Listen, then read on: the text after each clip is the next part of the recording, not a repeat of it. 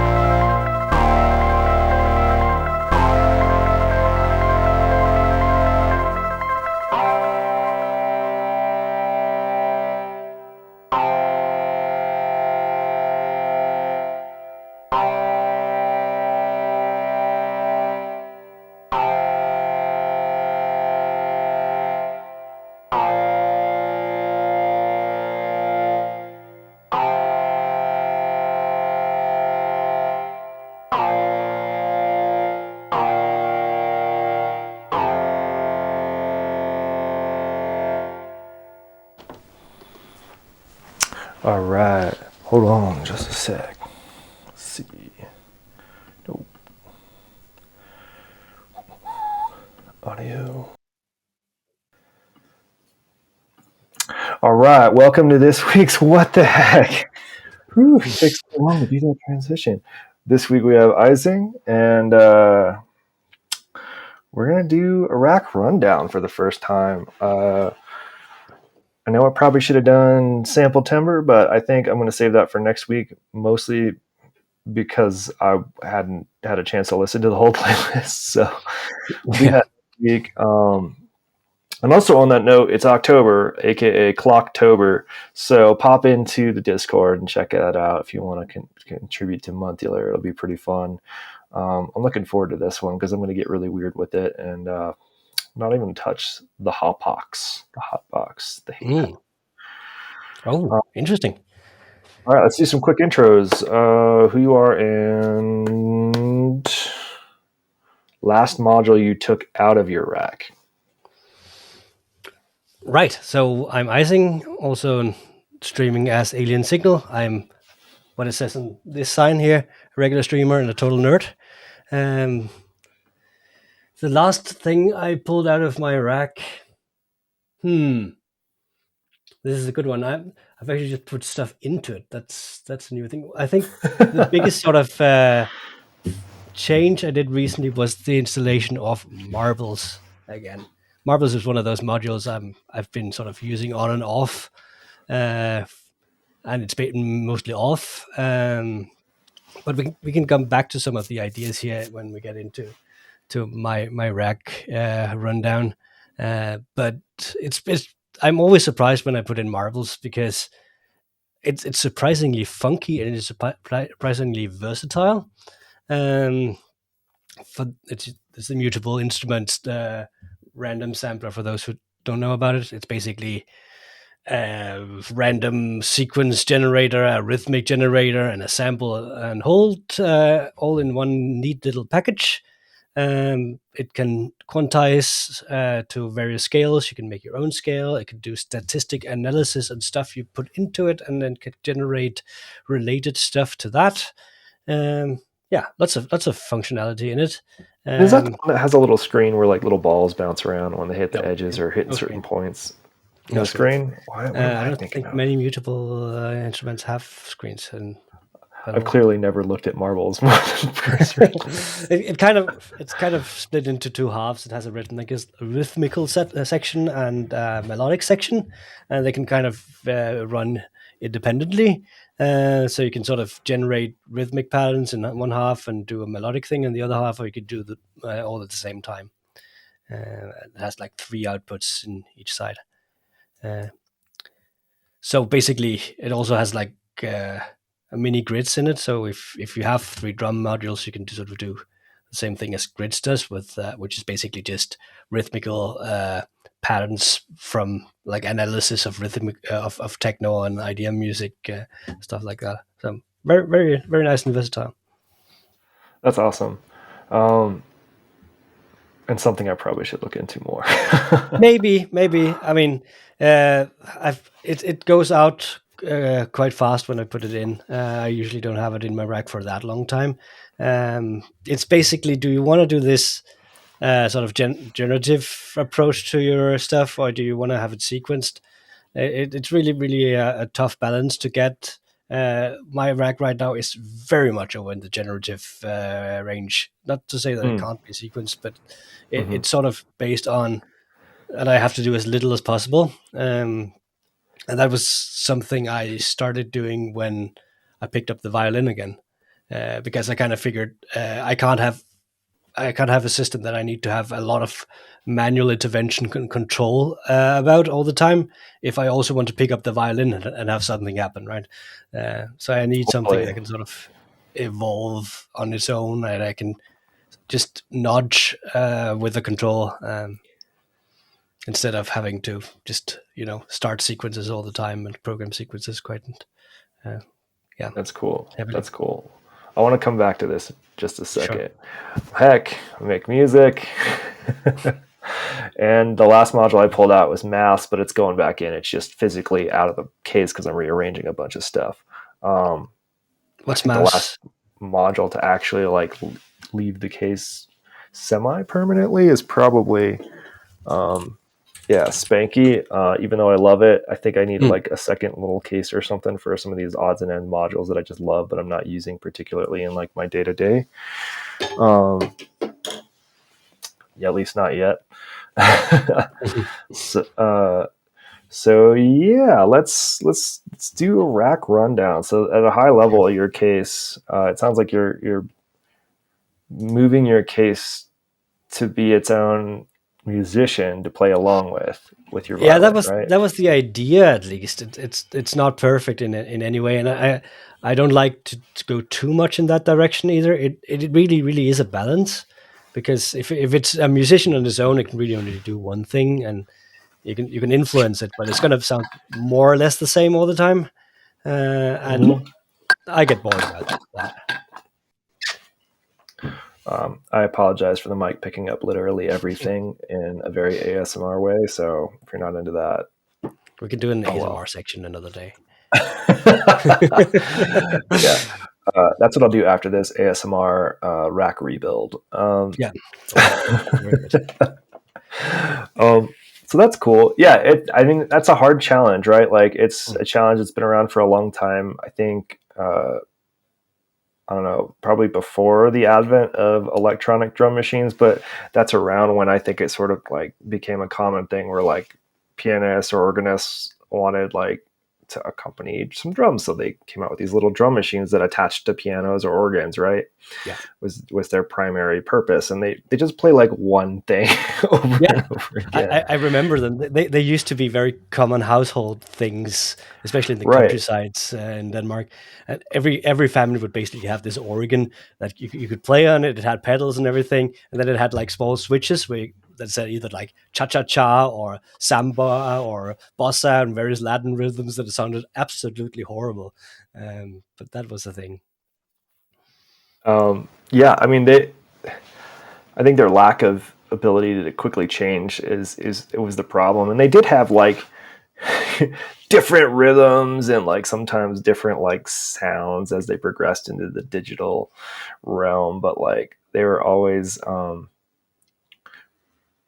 even as a kid before I was like into music that sounds good, I was like, oh, these just sound bad. Yeah. Like, why would anyone want this? Like, you hit the button and you hear the thing play, and you're like, uh, It has such a distinct sound that those percussive elements, like you can spot them from like a mile away. but now that I'm an adult, I'm currently building in the garage. I think I just am missing like one component. Um, a twin T drum module, which is essentially making like the drums that have the exact vibe of those drum machines. Like, terrible. It's kind of awesome in a way. Yeah, yeah. But like back to the original point, like it's hard to get something that doesn't get too repetitive. Yeah, So how do you make a system that plays itself but lets you like, I don't know, transition to a different key or whatever the thing is quickly, maybe like a push of a button or like a couple of pushes of buttons or something, so then you can like continue to noodle on the violin without having to like interrupt your performance, right? exactly, and that's super hard. And there's a lot of approaches that other people have done that I kind of like. Um, I mean, there's a whole generative thing that's sort of stable in Eurorack, right? There's a lot of ways to do generative on, but that the way that seems to work best seems to be in sort of the more spacey, low tempo ambient way, where it doesn't matter too much that the harmony isn't completely if functional, because it evolves so slowly that it grows organically, and that's nice. And I mean, there's lots of, if you go to YouTube and search like unattended Eurorack or things like that, you'll find a lot of videos about that, which I mean, they're super nice and they're super zen. They're just not in the genre that I'm working in. Um, then there's the other approach, which is basically the symphonium approach, or the derivatives of that, and Mm, that's kind of the direction I see myself inevitably gravitating towards, because it's hard to do it without some intelligent quantizing stuff going on. What I have right now is sort of an easy ghetto hack that just revolves around the MosQuest sequencer that I'm using.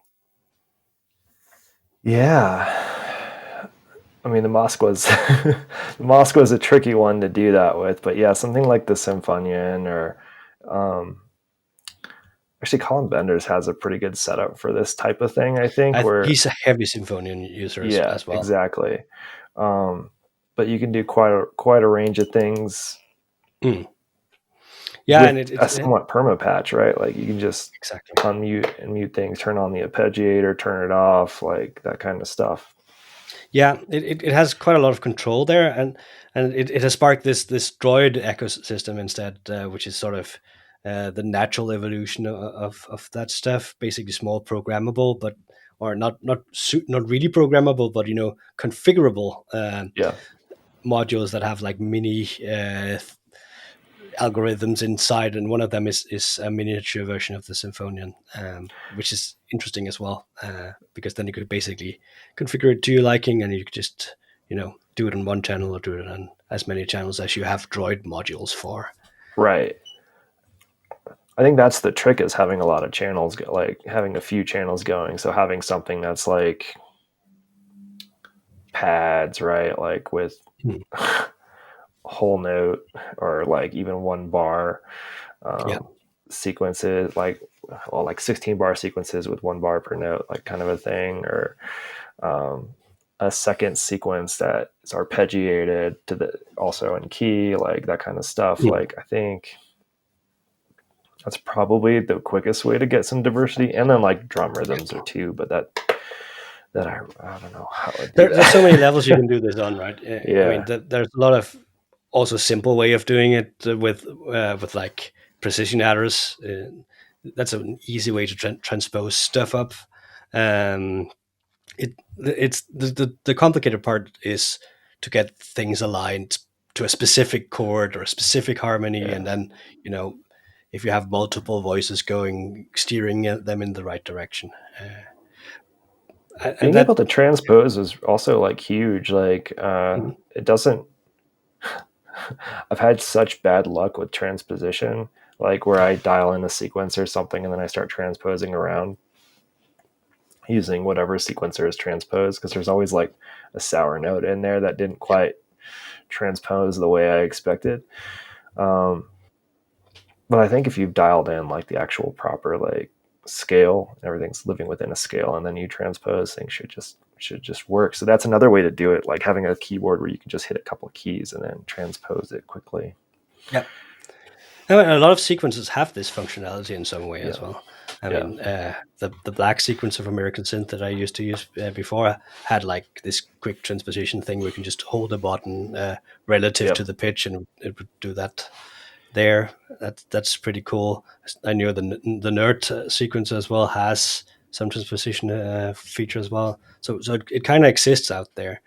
The challenge is, I do this in hard mode because I also have a module that's polyphonic and is controlled by MIDI, and that's kind of why I've struggled so much to get this to work. If I had a bigger rag and everything was like a series of like standard oscillators, then could do it in a lot of different ways. That's true. I mean, a lot of the MIDI sequencers do have a transpose function too. So like you can do it that way, but then you're using a MIDI sequencer Yes. along with whatever's in your rack sequencing, like which complicates things. Yeah, it does. Yeah, that's a tricky challenge that you alone can find the answer to, because like it's your workflow, right? Like Yeah, another option exactly. is just to like not use a polycinematic or like use something that like chordifies things for you instead of Yeah, having to rely on MIDI. yeah, yeah, exactly. And it's really hard to get this balance correctly. It is still, I mean, everything comes back to this balance about how much do you want to sequence and how much do you want to generate on the fly, right? And I think this is really sort of the conundrum of at least my Eurorack experience. I think it probably also resonates with other Eurorack users. Yeah, I mean, I'm already thinking about how I would do this, right? We haven't even talked about your rack, but we'll get to it. No, no, But yeah, like, I think with my sequencer, like the Hapax, yeah, the Apex, um, one thing I really, really like about it that you'll see me using more often than not lately is I can actually, like, I'm basically turning off and on patterns, right? Like what right, patterns are playing on what instrument. And I can actually set it so that that won't happen until the end of a bar or the end of 8 bars. So I can be like, I can set it to change after 8 bars, like be playing some MIDI thing that's like a chorus section or whatever you will.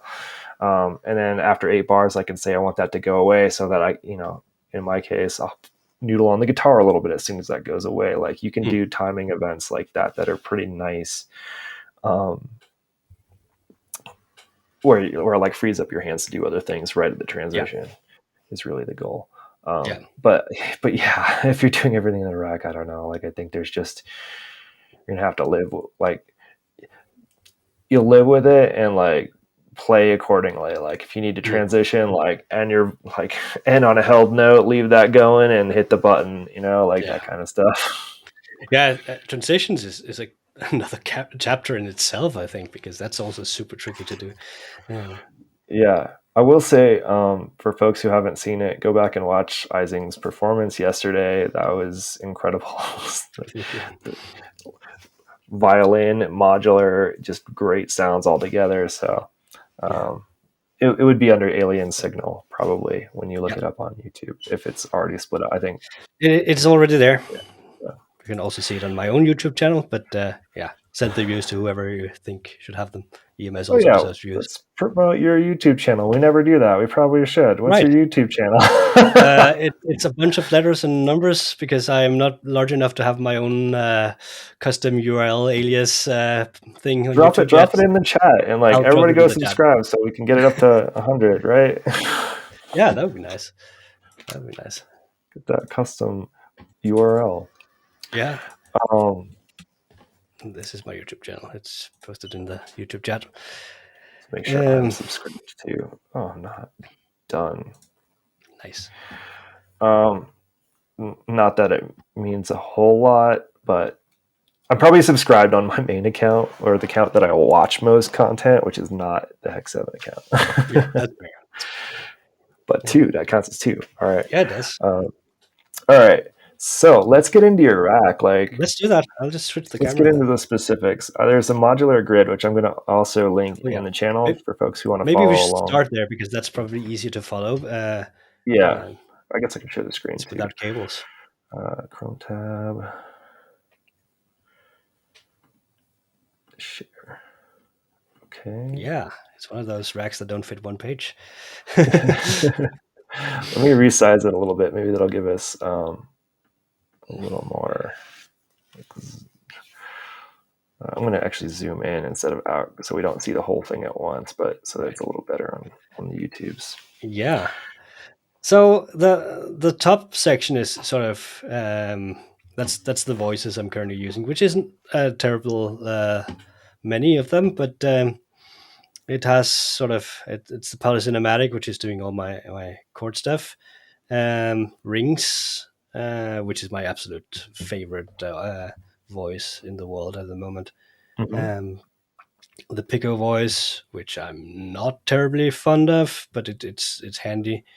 That's the 3 HP, I think it So is. let's stop for a second. Yeah. One, you've got the Quant Gemini, which is pretty cool. I also have It's pure that. utility, right? Yeah. Right, it's a great utility, and the cool thing about it is you can do some octave switching across multiple modules, but more importantly, it's also a buffered mult. So if you put a signal in one, 1 through 4's outs will all be the same, which is really handy. And you can octave switch the other ones individually if you would like, but it's sort of cascading in a nice way.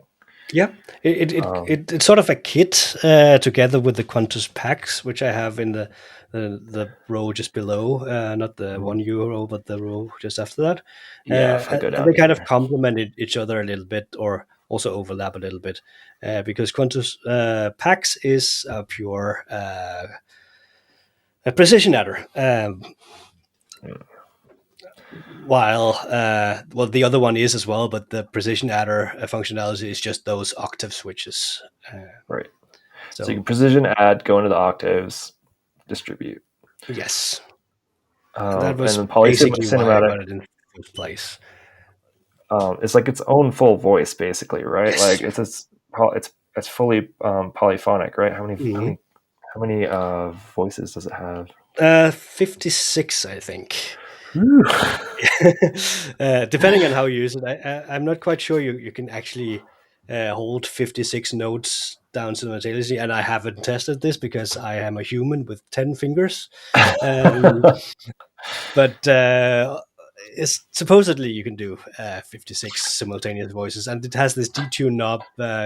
You see, it's the biggest one and the lowest part of the module that you can sort of crank, and it will add more voices to the voices that's already playing, which is a nice effect. And it sort of does this in like the middle position is like it adds a fifth interval, so it kind of sounds wonky if you have a chord going down, and if you turn it all the way clockwise, it'll give you full octaves and everything.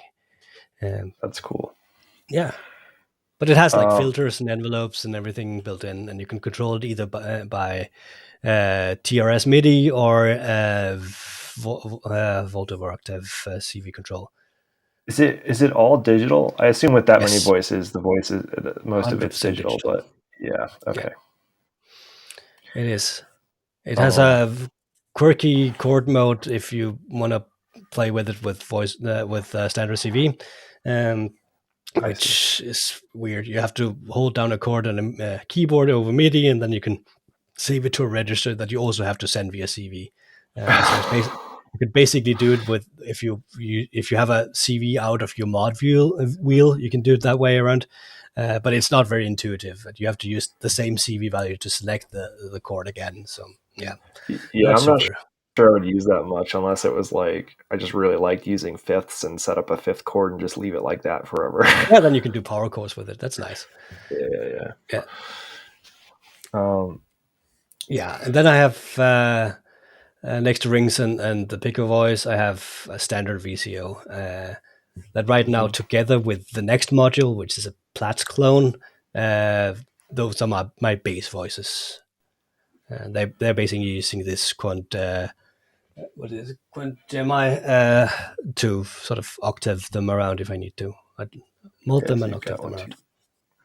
like a total of 5 unique voices Yeah, plus the bass drum, which could be a voice, I think. could be a voice. No, I but haven't had much okay. luck using it as a voice, and I'm not currently using it. Yeah, There's yeah. a slide. There's a sort of a crossfading mixer just below it that I actually use for the bass voice.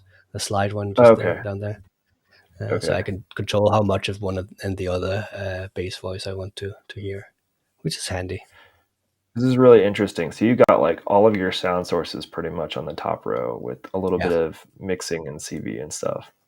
yeah. The mixer is also not used currently. I, Modulation. I used it a little bit with the bass voice, but it's just there right now to fill out the space. Okay, cool. Um, I really like the sound of the standard VCO, by the way. It's a really Yeah, nice analog oscillator, if I remember right. it really is. Yeah, Um, all the stuff you need, so pulse width, all that, all that good stuff. Um, exactly. Now your 1U row, Yeah, that's primarily a utility row for me right now. I have an envelope, and then I have two kinds of malts there, a mhm. buffered and an unbuffered, uh, which are kind of handy to have around the voices because you often need to buffer or malt Is set there them. a button in the middle of that envelope that triggers it?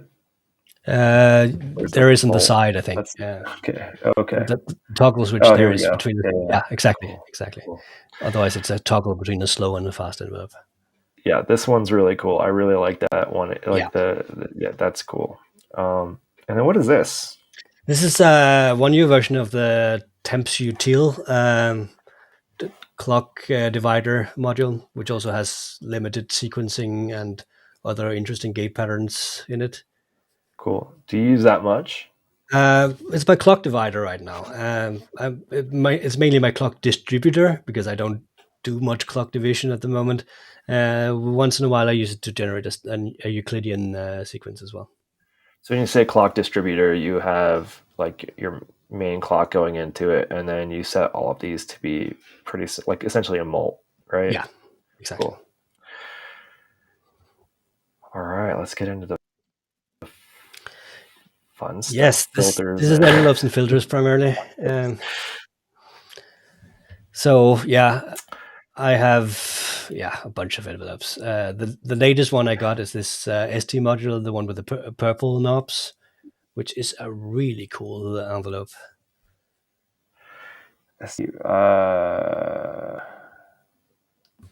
why am I? Oh, it's not purple knobs on here, right? Like it's It's the one just next to stages. this one. This one, yes. Oh, SD module. Okay, cool. So basically, it's an envelope. It has a VCA in it if you need that. It Okay, also has like an automatic LFO just running that you can just use a attenuator to just assign to the various stages of the envelope. that's rad. It looks like a pretty nice envelope. I with the Javelin, I learned just how much I really like having an envelope with a built-in VCA. Like I don't use it for everything, but uh, it can be very convenient. Yeah. Um, at least until you And get into stereo stuff. exactly. This one has all the utilities as well. It has a direct inverted output as well. So if you need that, you can just put that out without having That's to cool. use anything or VCA to invert anything. That's cool. That looks like the module I would have bought if I had found it before Joe. You can Like get it as that's a really DIY kit. Yeah, that goes for all the ST modular stuff. uh, totally cool. Um, Dual ADSR stages. Then you've got 4 different filters. mostly rowdy filters for what you play. Yeah, that was maybe not terribly on purpose, but gotta start somewhere. Uh, the ADAC dual filter is not a rowdy filter. It's a Yeah, very clean filter. I use yeah, it primarily on the output of rings because it's also a stereo filter. It could be dual mono or stereo, and it's quite sort of it's a decent filter. It doesn't blow anything out of the ballpark. It's just a clean, nice filter. that's cool. That's cool. And then, The low pass and wasp are sort of they're a lot more dirty in their output, and especially the next one over that, which is Steve Simmons 22 filter, which is even more uh, wild and growly and distorted. Uh, yes, I have a love hate. I just this is one of the reasons I'm rearranging my rack right now. Is I mm, finally got one of these from Saddle Up the Robots, yeah, um, because it's super rowdy. Like I love the sounds it makes, but I yes. hate like the knobs are so close together. The interface is Um, not very good, and the only two CVs you have are both routed to the cutoff part of it. Uh, yes, and yeah, I mean, it has this spread parameter, which basically is how much of the high pass is applied to the low pass, or something like that. And it has yeah. these miniature buttons on the side, which I've never really fully grasped how to use. The little tiny toggles, yeah, Yeah. yeah. If I zoom in, you'll be able to see them. They're microscopic toggles and the most adorable toggles I've ever seen. But like, Mm, um, having spent some time reading the manual and the build, like the tuning and all of that for it, when I was troubleshooting Bartox, um, I still don't remember what those things do. I used to know for like a second. exactly. Exactly. Yeah, I mean, um, even the module sort of advertises its high function to HP ratio, but I'm kind of seeing that as a bit of a fallacy these days in Eurorack. It's not necessarily a cool thing to just pack a lot of stuff into very few HP. Uh, yeah, it's a I bit much rather mismatchable. see. Actually, let's. This is a. I can't search for modules on your rack, No, but no. uh, there's some nice filters out there that have just like a nice big knob in the middle, Mm, for big sweeps and stuff that make a lot of sense. yeah, none of my modules are like that, unfortunately. The ADAC being the worst in class here because it uses those small potentiometers. Uh, so yeah, that gets a bit cramped. Yeah, also very tiny. But these are like a solid set of filters. That's pretty awesome. Yeah, Because like I, even though I like rowdy filters, it's very well. I never actually have them all like at full rowdiness. Like I usually have one like pretty smooth, and that's where this comes in. Especially if you're doing stereo stuff, it's you don't yeah. necessarily need it to be crazy. Mm. Um, then you have an FX8. What are you using this for? Like most of Primarily the time. reverb these days. There's a lot of cool reverb things, especially if you look into the third party or not the sort of the FX8 configurator where you can load in other algorithms. There's a Huh? lot of really nice reverbs there. Cool. And then the DSP. Yeah, Pico DSP was my first effect module. I'm a little bit whelmed, not terribly underwhelmed, but not overwhelmed at least with the effects section on that one. I kind of mostly use the delays a little bit there. It has two reverbs that are sort of good average sounding reverbs. It has a number of delays and a bit crush and a Leslie effect for some reason. Um, the delays are okay. I wish they were clocked, but they're okay. Yeah, it sort of is what it is. Yeah, for sure. Uh, um, and then I and then put a you have a dual quantizer. quantizer, like Yeah, I all put by that in itself over yesterday. here. that's why it's that odd place. I didn't want to rearrange everything, but I basically used it with the small fader setup I have in the bottom. But I can demonstrate that later.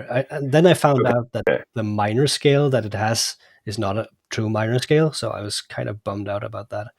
Um, but basically, it's two quantizer sections. One is sort of just stepped and no scales applied, and the bottom one is Uh, with scales applied. But if you toggle a small I see. jumper on the back, you get both sections with scales. Oh, cool, cool. It's a cool little module. Should Yeah, be it's over okay. here though, but I It's one of my understand not very wanting to first move or modules. deliver. Yeah, it was one of my first modules I got together with a random one, and I thought it would be pretty cool to just pop random stuff into a quantizer.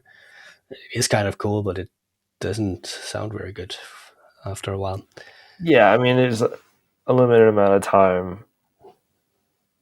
I don't know. At some point, I sort of, I think things like the uh, Turing um, machine and these other essentially random source generators that sort of Mm. get allow you to sort of freeze a pattern Yeah, have a huge step up over like full random. I mean, there's definitely a time for full random, and I use that typically for like more like a arpeggio type, not melodies, but like the same things that are like ear candy in the background. yeah, yeah. It's kind of sort of the old school way of doing sequencing in Eurorack, or Yeah, because you would usually have an LFO into a sample on hold into a quantizer, then you'll have nicer patches running, right?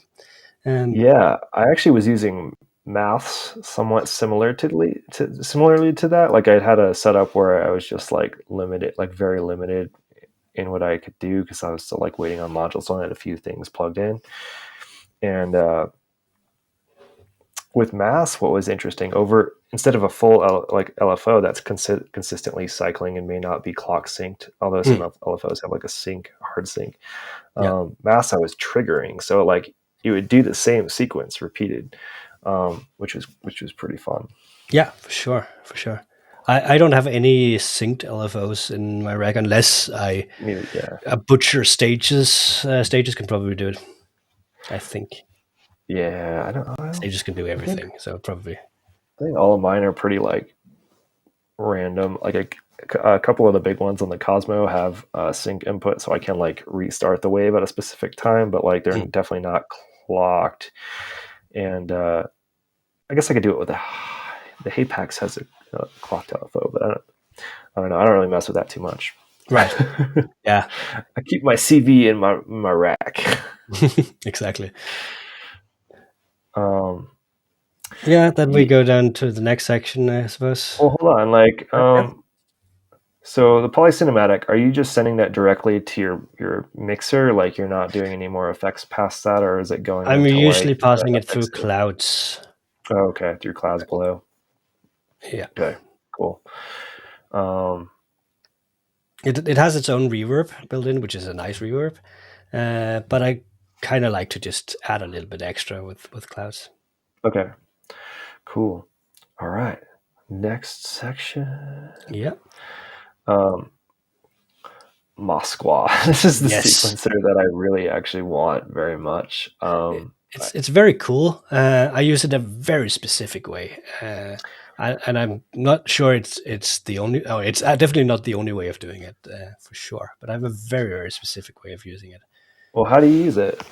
I primarily program a chord into it. So I have like 8 steps. So the first four are Oh, like the regular chord, and then I usually build it up to something a little bit more interesting than just a standard minor chord or whatever. And then that's usually sent into rings, and that just gives a lot of very nice arpeggios. so you're making an arpeggio out of a chord using Moskwa. First four Yeah, steps, sometimes more. exactly. Cool. And then Um, absolutely the whole essence of what I've been experimenting with for a long time now is basically the expander part of Moskva, which has this transpose input that transposes but keeps the quantization going. yes, yes. Um, that's really cool. The only reason I didn't get that, and I ended up getting voltage block in place because I Mhm. also wanted to use it for a very specific reason. I just wanted to sequence non-pitch related things, and Yeah, having multiple channels made that the the winner for now. yeah. It is possible to sequence non-melodic stuff with it as well. You can change the output to be uh, bipolar as well. Yes, but it's Uh, it's one. It's essentially one. Well, it's I don't remember how many sequences, but it's not. It's just one it, or two, right? it's one output Yeah, for yeah. sure. Um, Versus eight. That was the deal because I like this interface better. Actually, this is really it's a very nice. nice way of visualizing sort of an eight note sequence for sure. Yeah, yeah. They've been. And you can do all sorts of tricks with an 8-step sequencer. You can reset it at specific times to get more out of it, and you can do step Yes. repeats and things like that. So Yeah. you can actually use an 8-step sequencer a lot more flexibly than you would a larger sequencer. Yeah, and I don't have experience with this one because this one's actually much much more evolved. But I have Yeah. the Cosmo Evil Eye sequencer, which I use quite a bit. That's 8 steps, Mm. 2 channels, and it has some nice stuff like slew and Yeah. but like you said, you can. The fun part of it is like changing the direction or like changing the number of steps dynamically, like that kind of stuff Mm. is pretty fun. So Exactly. Yeah, I feel the expander there is absolutely essential for it. It basically allows you to do CV control of all those fun parts because the CV control on the main sequence is just basically start, stop, reset, direction, and clock basically. So yep, you yep. kind of need more if you want to have fun with it. Just like step length, first step, last step, you can set with CV. You can set the rate with CV. Yeah, that's pretty Everything. cool. That's pretty cool. Yeah, you can get pretty wild with this and Mm. keep it in a custom scale essentially, like when you're playing it as an arpeggio or whatever. Yeah, it has its own quantizer Yep. with a number of. It's not terribly advanced scales, but so you don't see the same ones if you as you do on mutable instruments that always include a couple of non Western Europe scales. But this one is purely sort of major minor pentatonic blues scales, I think, and that's about it. Yeah, that sounds about right. Hmm. um, cool. And then you have malt. Yeah, So you have just a handful. You just have that malt and these malts, and I guess you can use like I use this as a malt in a pinch. yeah, and that one can also be a malt in a pinch. Yeah, Yeah, yeah, which is pretty handy. Can't yeah. can't like I'm definitely not the malt outside of the like I don't like using the stars very often. No, Um, I have bad experiences for those as well. yeah, like they're okay. Like they work. Mm. But I'd rather just use malt built Yeah, in. Um, this two all right. HP dope for malt is basically it's unpowered and takes 2 HP, so Yep. it's That's pretty much a perfect. no brainer. Yep. Then you got clouds, Yep, which needs no introduction. yep, Um, and you also, I mean, you have rings. You can go directly into clouds if you want. yep, That's a whole yep. system. Uh, There's the quite a lot ST of mix. my yeah. That's part I have almost I have a full hex mix system here basically, which is taking a Mhm. lot of HP up. So it's the ST mix, which is just a stereo mixer that can be used standalone, but it could also be coupled into to the rest of the Mhm. hex mix system. So I don't have to patch it into anything.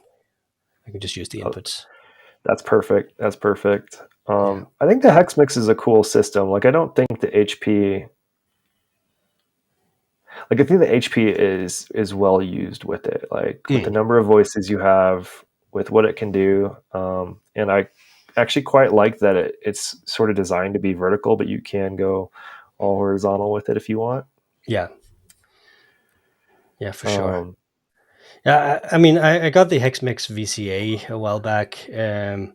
I used to have a VC8 instead, which is a standalone 8 channel VCA. mhm. Yep. I'm not sure it was smart to get the HexMix VCA. I mean, it aesthetically is pretty nice because it fits with the rest of the HexMix, and I Yeah, can they sort just of line up. save a cable per channel, um, because I don't need to patch from the VCA into the mixer. It does that on the side or underneath. Yep. But sometimes I need a VCA, which isn't part of my voice, and that's a little bit tricky. Yep. Yeah, that's that's a hard trade off. So like I don't have I have the performance mixer, which comes with a VCA on each channel. Hmm. Um, and the the thing about it, like I still need external VCAs because you can't. I don't know about with this, but I can't use them as like a standalone VCA. Like if I want to run a voice I through a can, luckily. I VCA, can. yeah, well, yeah, this looks like it has well, so you can pull a voice out and then come back in like Yeah, after some effects or yeah. whatever. Um, so that's I think there's still definitely a need, and this can do the trick. Hmm. Uh, yeah, Yeah, I will probably get another VCA and put it somewhere. There is yeah, room for it. It's nice to have one closer to the utility section as well, because then it's easier to plug in an LFO and or something like that. yeah. You also have this Yeah, compressor, the 2HP comp. Are you what are you using that for? I'm not currently. Okay. I was when I was doing a little bit of percussion in the rack. I was using it Mm, to just do a side chain on the bass part of everything.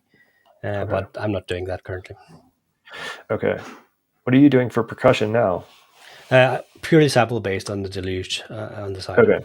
Okay. Deluge taking over the world. Yeah, it's nice. I mean, I still dream about building a percussion focused rack, but I've kind of realized that if I want to do it properly, I have to do it in a separate rack. And I think with what one of your goals is, like the deluge is perfect because you can essentially make like clips isn't the right word. It has, Like a handful of drum patterns or whatever to like swap between quickly.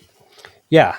Basically, when we do the actual rack stuff, I can just show you what I had for the live thing because that was basically exactly what I did. Um, Cool. Um, then this is no longer in the rack, right? it, currently, it is in the rack. Oh, it is. Okay. We got marbles. This thing EX.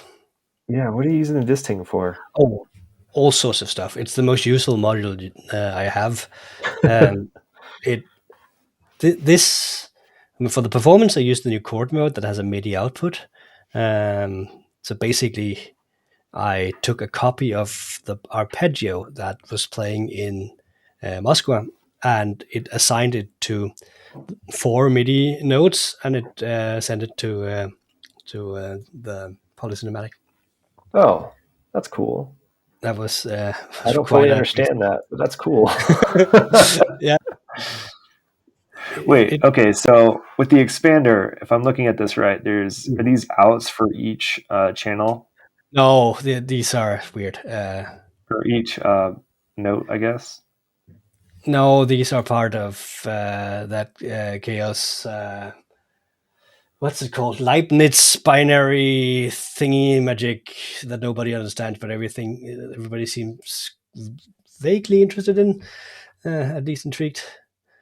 So this whole eight output section is it can either output a pulse or a trigger every time that step in the ring is triggered, Uh, or it could do this weird binary thing that Chaos seemed to be the only one doing. so I guess the question I have is how are you getting that arpeggio into a chord, like how does the disting just magically pick up Yeah, the well, the thing notes? is, it sort of and sort of doesn't.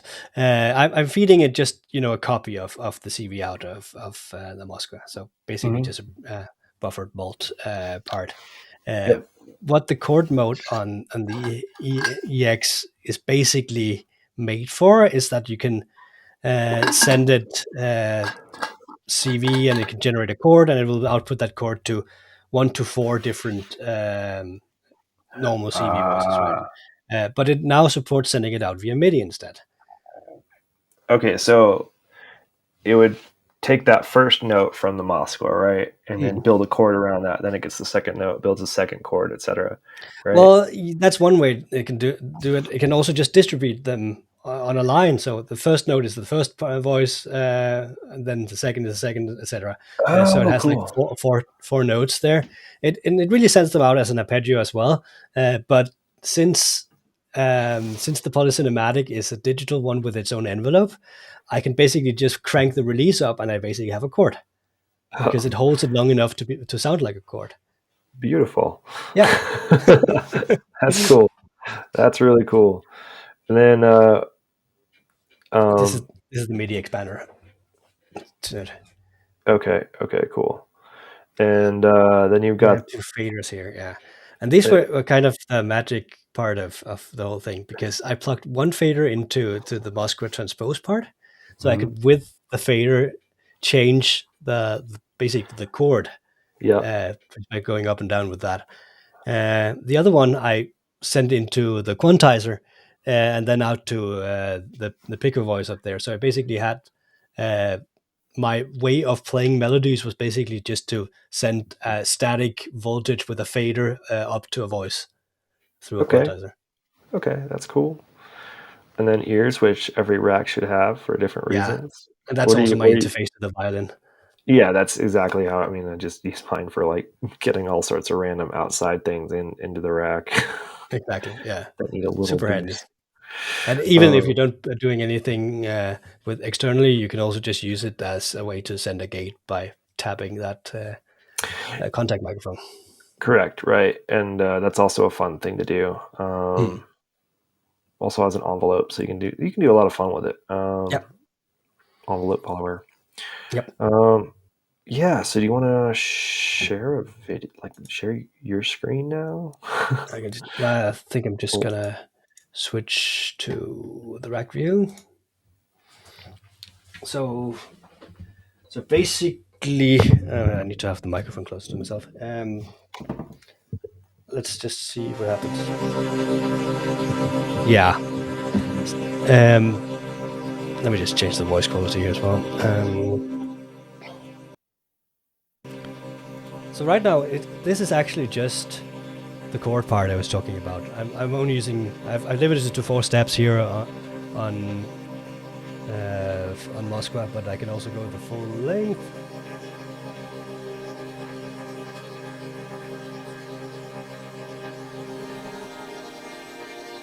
And this is basically just the fader interface for it.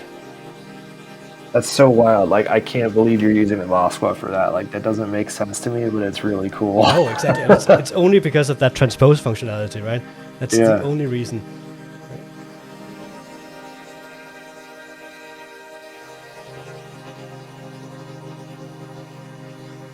Oh yeah, by the way, correction to what I just said earlier. Let me just stop here. I wasn't actually using the second fader to control the pico voice. I was actually controlling the Easter egg mode of stages with the alternative firmware. So that requires a little bit of explanation, I assume. But the Easter egg mode of a regular stages is a harmonic oscillator. okay. So basically, the first step of stages is sort of the root node of the oscillator, and then the subsequent stage is uh, basically a subharmonic. You can use the fader to control the subharmonic part of it, and you could use the potentiometer on the top to control the volume output of that. Um, That's cool. That's cool.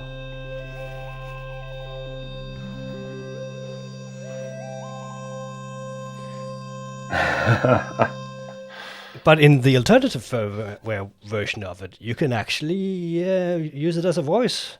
Oh, There's an actual 1 volt per octave input to it. So that was basically what I used the second fader for. quantized. Cool. So I was basically having one hand on the fader and the other hand on the quantizer. It has sort of a thing you can switch between a chord or a fifths or octaves or a scale mode. So basically, I could select when I wanted to jump in the scale and when I wanted to jump note by note up. So That's cool. I use that to perform a lot. That's cool. Yeah. Do you I see your cables are like really They've, tidy, they've been better. but they're really tidy. Let's be clear. Okay. Is this like a pseudo perma patch? Nah, yeah. Well, it often ends up looking like this with some modifications, but I feel like sort of creatively, I don't like having the patch there for too long.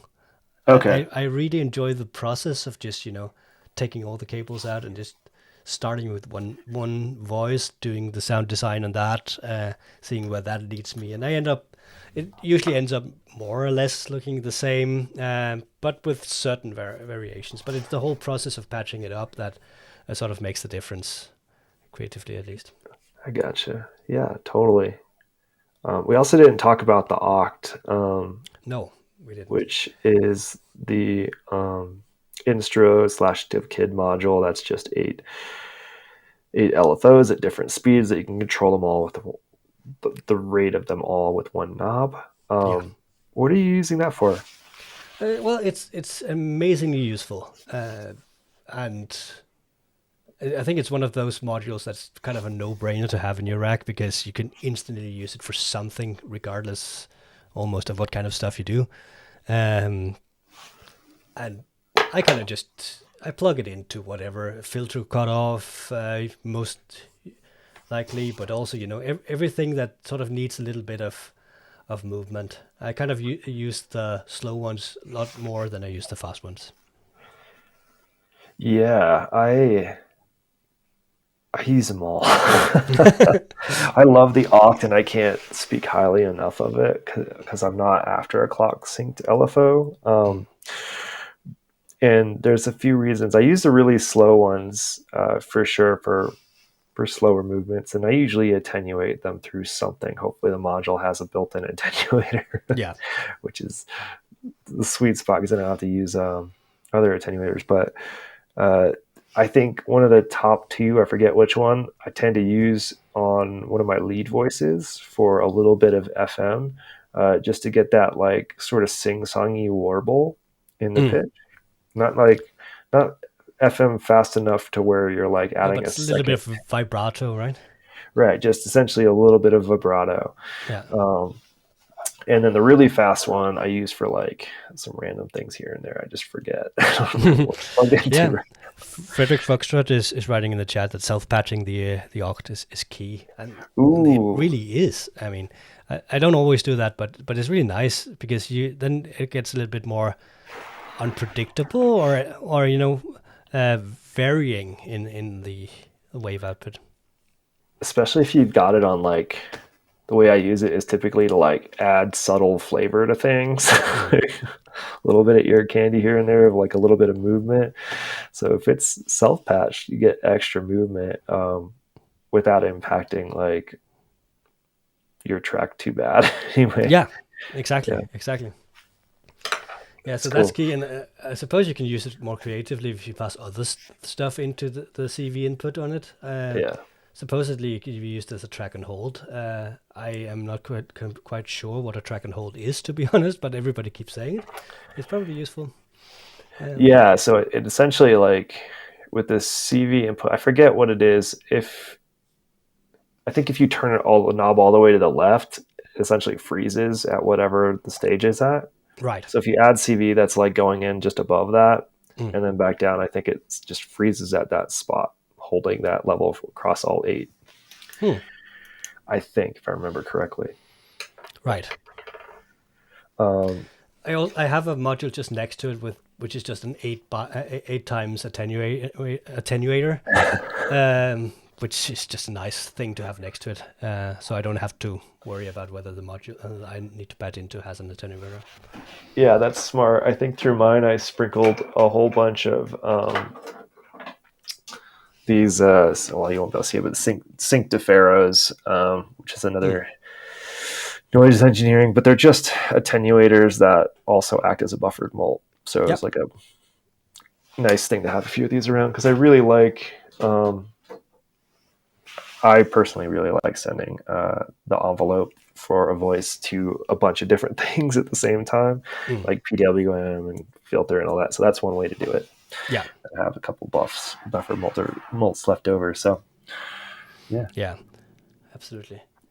I like the 8 though. That's much tidier, I think. Yeah. It's a little bit of a crammed module, but it works all right. Yeah. Especially I if mean, you how want to often are use you like smaller. messing with the attenuation? Like Yeah. typically it's sort of like attenuate to get it to around the right spot and just leave it there for the rest of It's a set and the forget thing. Absolutely. yeah.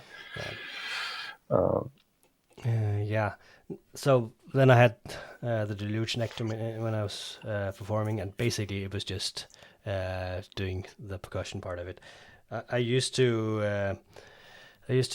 run at least a bass drum in rack, and then use that compressor thing to do a bit of side chaining, but wasn't working very well with me. And especially when I discovered how much better an effect it is to basically side chain the whole rack instead of just one part of it.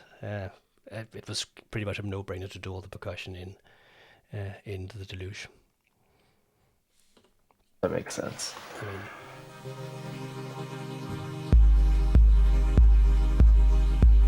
with sidechain on everything, it just Yeah. So you're sidechaining through the deluge, right? Like, yeah.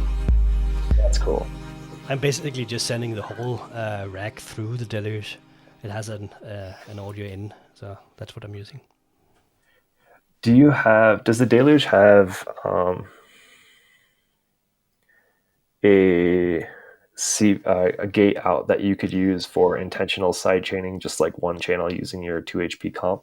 Yeah, it has 4 gate outputs and 2 CV outs. Okay, cool. Cool. So you have the best of the both worlds. Like you could sidechain your whole mix, or you could do a specific channel if you really wanted to. Yeah, exactly. I will say you use like quite a lot of. You have a long tail on a lot of the voices. Yeah, I do. And also reverb. Yeah. Which is the kind of stuff that like all makes sense to sidechain. So like the whole mix makes sense in your case. Yeah. Yeah, I am a gross misuser of reverb. And It just sounds so good though. It does. I was kind of surprised a little bit when I saw what's his name?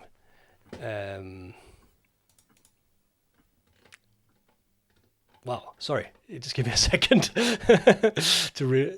I saw CK's walkthrough of his live performance at NovCon, where he basically he told that he brought his Starlab. And basically had to turn it all down because the room he was playing in was enough reverb, and it was completely unnecessary to have a separate reverb in the rack. So I'm kind of interested in seeing how that will change for me if I ever should do a gig in Meat Space. I actually ran into that too. I was playing in like the entrance to Caesar's Forum, which is like marble floor and like very little on the walls. So like it was a big echo chamber. Yeah. I actually could not tell if my reverb was on or off. Right. Yeah. Yeah. Like it was never too much like to have mine on, but like you just didn't really notice whether it was on or off because there was just enough ambient reverb happening. Yeah. Yeah, I mean, I use a lot of sort of very, very, very wide space-like reverbs. I guess some of that still needs to be there, but probably a lot less than I anticipate. Yeah. I mean, I was also like, I've watched a lot of videos on live performance just to like try to like not make the mistakes other folks did Yeah.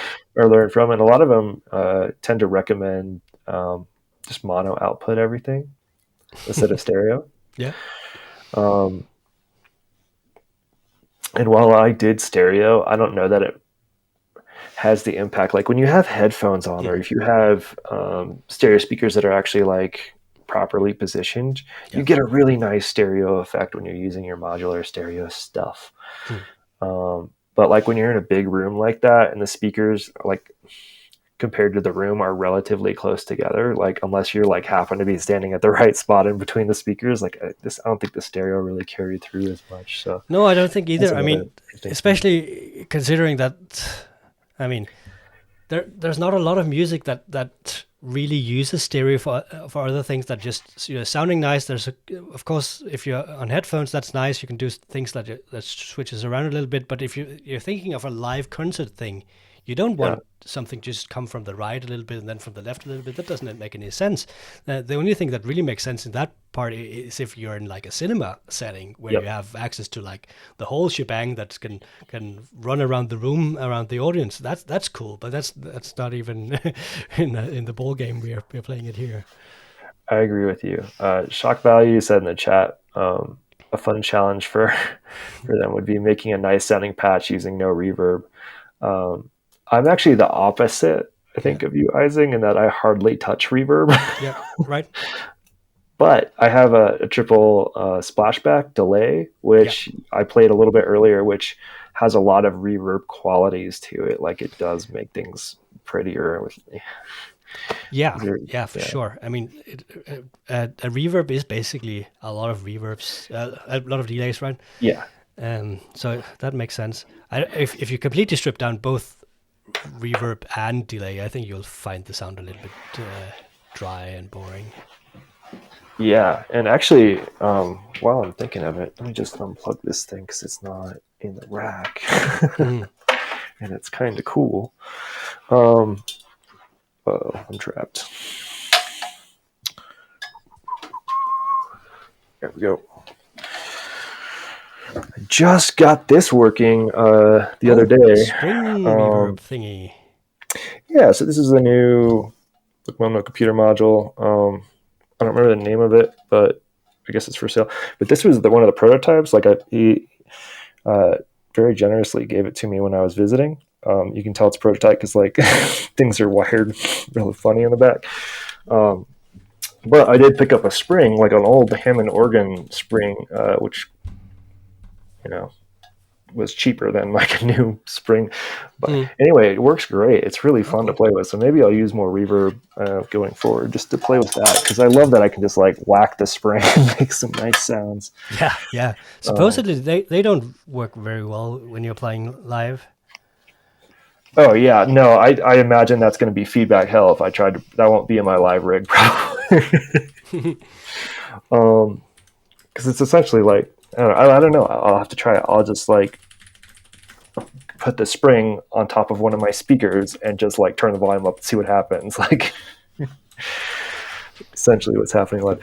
Yeah, Um, yeah. the CK first time, just joined the chat.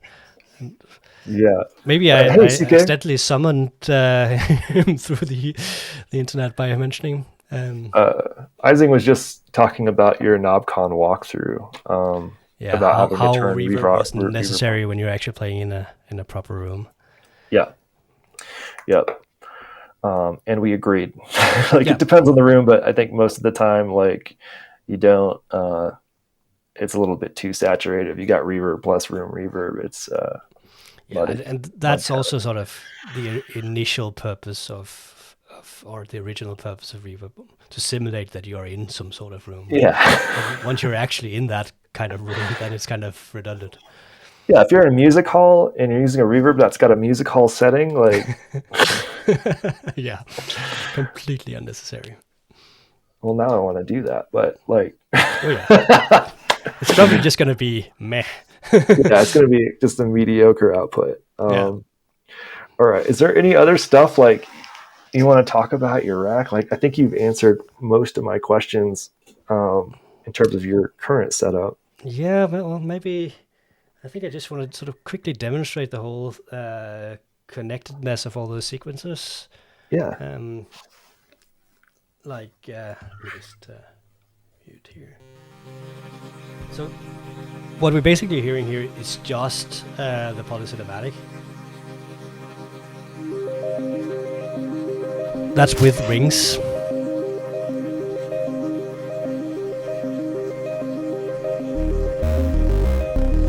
And that's marbles driving the bass line. Okay, so you've got marbles driving the bass line. You've got rings with a lot of reverb, right? Yes. And you haven't brought the polycinematic in yet. Oh, that's running in the background. Oh, you are running that. Okay. Okay, so that's doing a. This is pure with a little bit of clouds on. This is the dry signal. Right, right. So it's like a big pad. Cool. It's just a pad, yeah. It's basically the four. I'm just running four notes on the Moscow right now, so that's basically just a minor chord. Yeah. So that's fed in perfectly as a minor chord into polycinematic. If I extend it with all 8 steps, it becomes a little bit more muddy. You see that it's actually changing a little bit. Yeah, so check this out, CK. The Moskwa is. The Moskwa is basically feeding its note values to the Disting EX, which is translating that into MIDI and feeding it back to the polycinematic. So you actually get a chord that you can influence through this fader. Right, all the nodes coming out of it are making that chord, and the Moskwa is also the sequence for rings. Pretty cool. Exactly.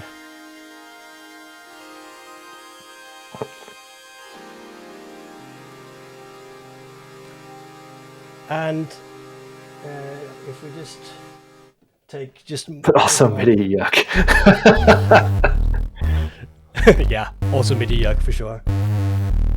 So this is just marbles and the bass line here, which is in theory just sample and hold of the Moscow, but because it's also following its own rhythmic generator, I don't get as many outputs. So it kind of sounds more bassy. Cool.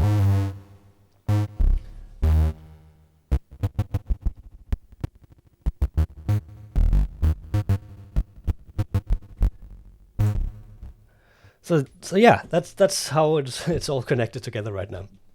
That's cool. That's cool. And then all your drums are in the deluge. Cool. Yeah. Yeah, basically I had 3 different drum panels loaded. I basically had just the bass drum part here that I could tune in whenever. Then I had one with a lot of action. And one with even more action, but I think I have some of the instruments turned off right now. Yeah, I do.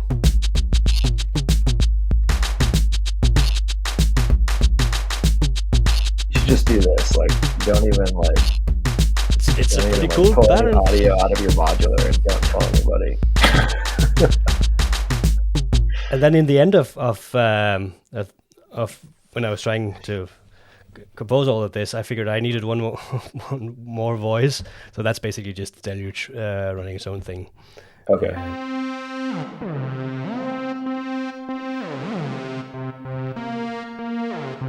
Etc. Because it has its own synthesizer mode in it as well, which is handy in a pinch if you need another voice. Yes. Yes.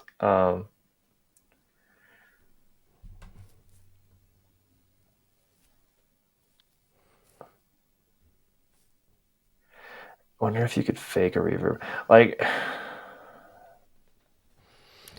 end of rise of an envelope to trigger a duplicate envelope on 2 different VCAs with the same audio mounted into them. You can, and I think you can also like. I've not tried this because I'm not confident in it enough, but I think you can actually also delay, like, run like CV through a delay. So you could put your gate through a delay. Yeah, exactly. The Hapax has like a delay effect, or maybe it's a pyramid, which just like artificially, like it's just new triggers of the same thing. Right. Yeah, Right. which makes more sense when you have velocity control, like over the volume of something, because then I think it also includes velocity to simulate the decay. But yeah, Yeah, yeah. um, CK selling his Hafax. this is my shocked face. Yeah. I don't think there's a sequencer that CK will keep for more than a year. Quote me on that. Yeah. So Yeah, anyway, that's my rack basically, in all its glory and its quirks. it's pretty cool. It's pretty cool. Um, it's getting kind of late. Do you want to keep going? Like, I do have some more questions we can talk about, or otherwise we can call it. Up to No, you. I think I need to remember to eat something today, and it's getting quite late. Go eat some food then. Do you want to play us out? Because Yeah, I can. Yeah, that's not a most of problem. my rack is in pieces. And let me do a quick like ad again. For folks who missed it, yesterday was EMS's birthday stream. Like all of that is on the YouTube channel and Twitch that you can go through and watch. Lots of good stuff there. And this month's Modular is just starting. It's Clocktober, so I think anything where you're messing with clock is the idea there. I think I'm going to try some clock modulation in irregular clocks and stuff like that. So Yeah. get to it. All right. Yeah. Thank you to everybody who played yesterday. By the way, it was Yeah. an amazing stream train. A lot of really fantastic performances. I was really happy. It's always quite the wild range of performances. It's pretty cool. Oh, and also the day before there was there is an event in Glasgow that you should rewatch if you can. I think that's also on YouTube. That had some really cool performances too. Cool. Cool. Yeah. Let me just play us out. All right, send it.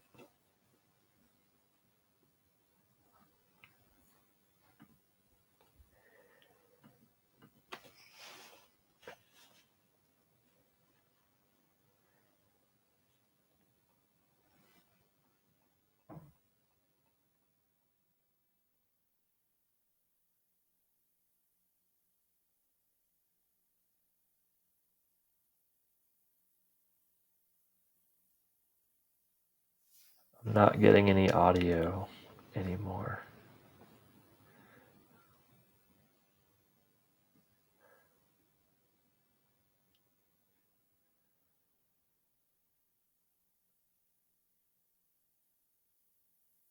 Yeah, no audio.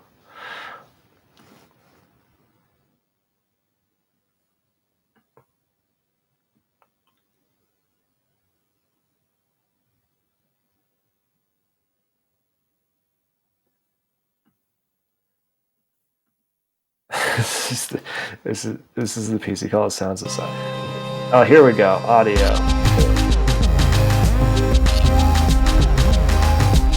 Yeah, I forgot I had the microphone on the same channel as the Eurorack, so I was muting my microphone, I thought.